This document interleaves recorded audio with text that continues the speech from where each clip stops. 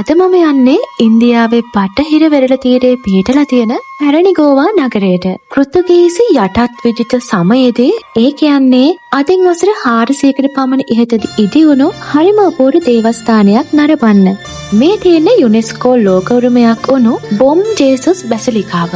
මොර සූරණ වැහි ඇද හැලෙන ගොම්මන් විලාවක මේ දේවස්ථානයේ ඉදිරිපිට ඉදි දැනෙන හැඟීම වචනවලට පෙරලන්න මං ගාව නම් වචන නැහැ. ලෝක ප්‍රසිද්ධ පැරොක් සහ පුනරුත් ගෘහ නිර්මාණ ශිල්ප ක්‍රමවලට අනුව නිමවා තිබෙන මේ විශේෂත්වය තමයි කළු ග්‍රැනයිට් සහ ලරයිට් ගල්වල ස්වාභාවික පෙනුම එලෙසම තබා තිබීම.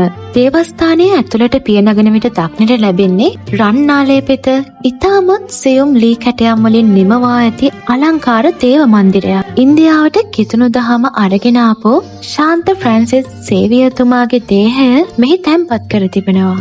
පුදුමයට කරුණ නම් වසර 470කට වඩා ගත වී ඇතත් කිසිදු රසායනික ද්‍රව්‍යයක් හෝ එම්බාම් කිරීමක් නොකර මෙම දේහය තවමත් සාපේක්ෂව ඉතා හොඳ තත්ත්වයේ පැවතීම විශාල ආශ්චර්යයක් ලෙස සැලකෙනවා.